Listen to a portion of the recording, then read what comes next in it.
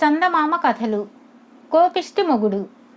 కూతురు అల్లుడు ప్రయాణం అవుతూ ఉండగా లక్ష్మమ్మ మరోసారి అల్లుడు వీరేశంతో, మీరు వెళ్లే దారిలోనే శ్రీనివాసుడి ఆలయం, దర్శనం చేసుకుని వెళ్ళడం మాత్రం మర్చిపోకండి బాబు అన్నది.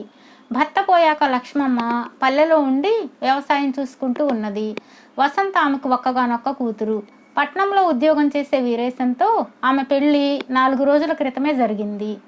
భార్యాభర్తలను దర్శనానికి పంపిస్తానని లక్ష్మమ్మ పెళ్లికి ముందే మొక్కుకొని ఉన్నది. వీరేశం, వసంత శ్రీనివాసుడి ఆలయం చేరేసరికి చీకటి పడింది. వాళ్ళకు అతి కష్టం మీద సత్రంలో ఉండడానికి గది దొరికింది. ముసలిది తిని కూర్చోలేక ముక్కు మొక్కింది. గది దొరక్కపోయి ఉంటే మన పాటలు ఎలా ఉండేవో ఊహించడమే కష్టంగా ఉంది అన్నాడు వీరేశం కోపంగా. వసంత నివ్వెరపోయింది. భర్త తన తల్లిని ఉద్దేశించి అంత అమర్యాదగా మాట్లాడడం ఆమెకు చాలా బాధ కలిగించింది. నిద్ర పట్టేదాకా వీరేశం అత్తగారిని తిట్టిపోస్తూనే ఉన్నాడు. వసంత అడ్డుకోబోతే, నువ్వు నోరు మూసుకొని పడుకో అంటూ గట్టిగా కసురుకున్నాడు. మర్నాడు దర్శనానికి వెళ్లే ముందు ఫలహారం తెప్పించాడు వీరేశం.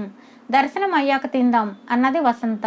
నువ్వు నోర్ముయ్యి, నా ముందు అసలు మాట్లాడవద్దు. నేను ఎలా చెబితే అలా చేయడం నీ పని, అర్థమైందా అని ఆమె మీద విరుచుకుపడ్డాడు వీరేశం.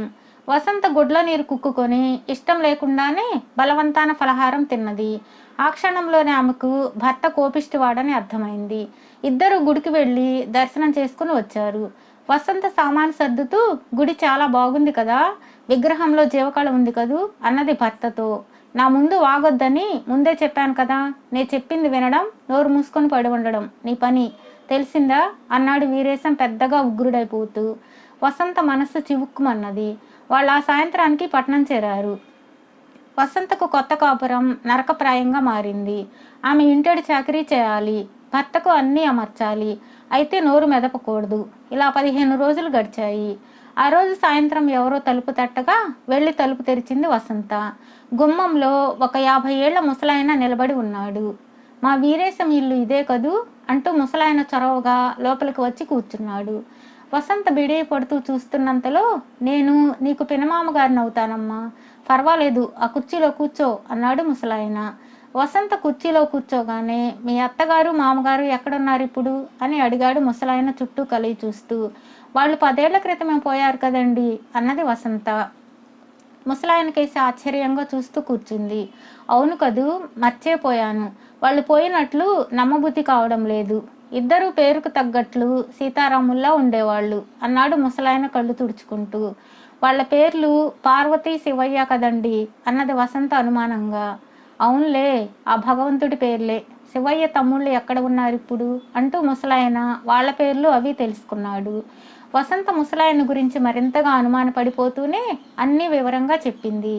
చీకటి పడి వీరేశం వచ్చాడు. ఈయన మీకు దూరపు వరుస బాబాయ్ గారు అవుతారట అంటూ ఇంకా ఏదో చెప్పబోయింది వసంత. నాకు నోరుందిలే, అడిగి తెలుసుకోగలను, నువ్వు నోరు మూసుకుని లోపలికి వెళ్ళు అంటూ కసురుకున్నాడు వీరేశం. వసంత మారు మాట్లాడకుండా లోపలికి వెళ్ళిపోయింది. ఏరా వీరేశం, నేను గుర్తున్నానా అంటూ ఆప్యాయంగా పలకరించాడు పెద్దాయన. ఆయన గుర్తు రాకపోయినా తన తల్లిదండ్రుల గురించి, బాబాయ్లను గురించి అన్ని విషయాలు చెబుతూ ఉండడంతో ముసలాయన తమకు కావలసిన వాడే అనిపించింది వీరేశానికి. అతను లోపలకు వచ్చి వసంతతో, మా బాబాయ్కి మర్యాద ఏమైనా చేసావా లేదా, మీ మామ పినమామగార్లకి ఆయనంటే ప్రాణం తెలుసా అన్నాడు. వాళ్ళ పేర్లన్నీ ముసలాయనకు తానే చెప్పిన విషయం భర్తకు చెప్పాలని చూసింది వసంత. అయితే వీరేశం ఆమెను ఏమీ చెప్పనీయక, ముందు నోటికి తాళం వేసుకుని వంట పని మొదలుపెట్టు అంటూ గట్టిగా గదమాయించాడు. వాళ్ళిద్దరూ కబుర్లు చెప్పుకుంటూ ఉంటే వసంత వంట పని పూర్తి చేసి ఇద్దరికీ వడ్డించింది.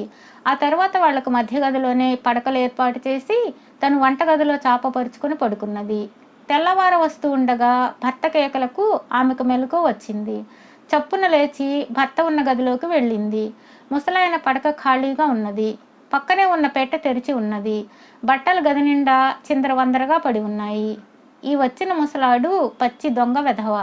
రాత్రి మంచి మాటలతో నమ్మించి ఇంట్లో చేరి తెచ్చిన జీతం డబ్బు మొత్తం ఎత్తుకుపోయాడు అన్నాడు వీరేశం బాధగా.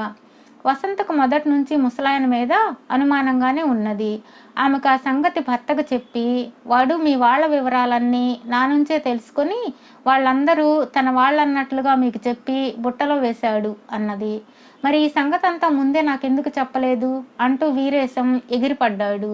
ఇలాంటి ఒళ్ళు తెలియని కోపం వల్లనే. అసలు ఎప్పుడైనా మీ ముందు నోరు విప్పనిచ్చారా? ఒళ్ళు తెలియని మీ కోపమే జరిగిన ఇంత అనర్థానికి కారణం అన్నది ధైర్యం తెచ్చుకుని వసంత. వీరేశానికి తన తప్పు తెలిసి వచ్చింది. ఎవరి కోపం వారి పాలిటి శాపం. డబ్బు పోతే పోయింది, ఈ అనుభవంతో బుద్ధి వచ్చింది నాకు అని మనసులోనే అనుకున్నాడు వీరేశం. ఆ రోజు నుంచి భర్తలో వచ్చిన మార్పుకు వసంత చాలా సంతోషించింది.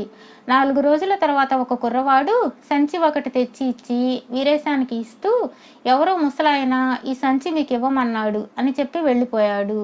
వీరేశం ఆ సంచి మూతి విప్పి చూసి చాలా ఆశ్చర్యపోయాడు. అందులో డబ్బున్నది. దానితో పాటు ఒక ఉత్తరం కూడా ఉన్నది.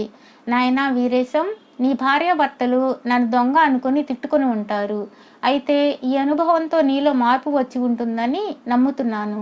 కోపిష్టి మొగుడుతో వేగడం చాలా కష్టం. నేను ఒకప్పుడు కోపిష్టి వాడిని. నా భార్యను నోరెత్తనీయకుండా చీటికి మాటికి చేదరించుకుంటూ రోజులు గడిపాను. నా భార్య మెత్తని మనిషి కాబట్టి నా కోపాన్ని భరించి కాపురం చేసింది. జీవితం చాలా చిన్నది. కోపంతో దాన్ని దుఃఖమయం చేసుకోకూడదు. భార్య పోయాక నాకు దురవస్థ పట్టింది. నా కోపానికి భయపడి 2 కొడుకులు, కోడళ్ళు నన్ను తమ ఇంట చేరనివ్వలేదు. ఈరోజు సత్రంలో మీ పక్క గదిలోనే ఉన్న నేను మీ సంభాషణ అంతా విన్నాను. నువ్వు నిజంగా మారి ఉంటే వసంతను తీసుకుని మా ఇంటికి రా. కొడుకులకు దూరంగా ఉన్న నాకు నువ్వు కొడుకు లాంటి వాడివి. నా చిరునామా ఇది. ఉత్తరం అంతా చదివి వీరేశం ఉత్సాహంగా, వసంత త్వరగా బయలుదేరు అన్నాడు. వసంత తల ఆడించి ఊరుకున్నది. నువ్వు నోరెత్తగానే నోరు మూసుకో అని కోప్పడే దురలవాటు నాలో ఎప్పుడో పోయింది. ప్రయాణం ఎక్కడికని అడగవే? మీ మామగారింటికి. పద పద అంటూ హడావుడి చేశాడు వీరేశం.